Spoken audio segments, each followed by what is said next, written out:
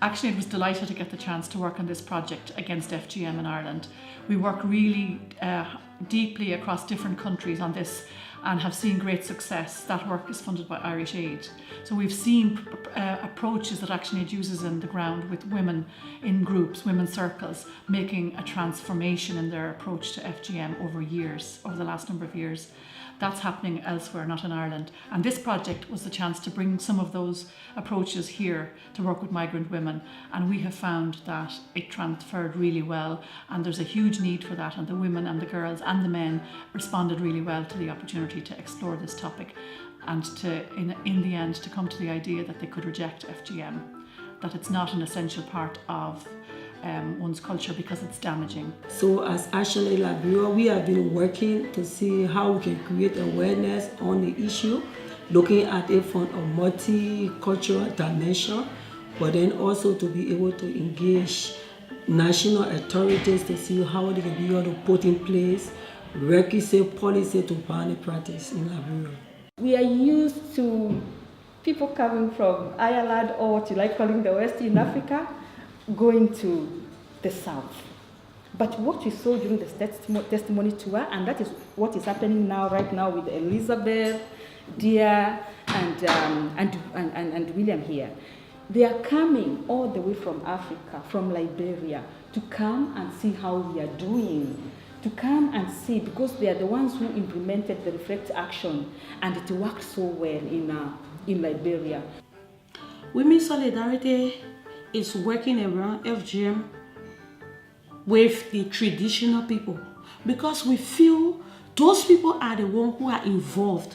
They are the ones who we need to create awareness with and tell them the harmful practice, tell them the health consequences and the human rights implications of FGM. And once they are aware, they themselves will speak out for other people. With almost 3,000 girls in Ireland at risk of FGM, it is imperative that we as politicians, that we help to shine a light on this particular issue. The government begin to understand that it has some implication on the human rights, the health sector. So we've been putting a lot of mechanisms in place, even though the FGM is not legislated in Liberia, but there are a lot of regulations and policies have been put in place to reduce the practice.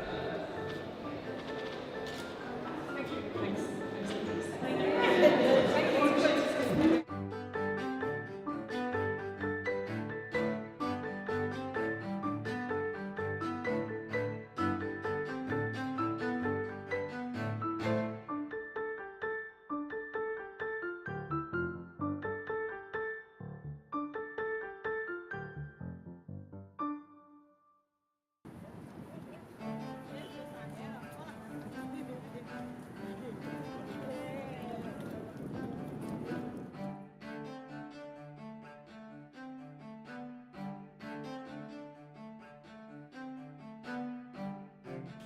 The After Project is a project that works with migrant women, girls and men, and it has 4 elements to it. The biggest and most significant part of it are what they called empowerment paths or training programs, and it takes girls in one group, women and men in other groups, and works through various tools to explore and understand what FGM is. And ultimately, the objective of the project, in a sense, is to empower those participants to understand that they have the right to reject FGM if they want to, and the means and the capability to say no to FGM, and to understand why they can do that. Well, the aim of the After Project is to create awareness so that communities, all migrant people coming from countries which practice female genital mutilation, can be able to reject the practice.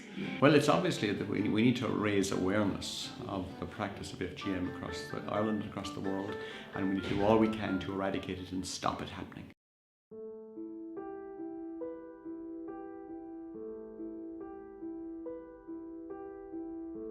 I just want to talk about FGM and what I've learned in FGM.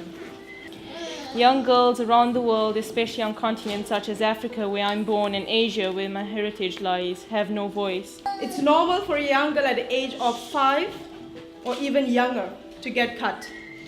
Girls are continuously put down in society. Their roles are to cook, clean, and mind many children. They have no say in anything, nor do they have a say over their bodies. From my point of view, I was empowered, I was touched, and I was also challenged at the same time too. What happens to these girls when they grow up? What happens to their self-esteem? What happens to them?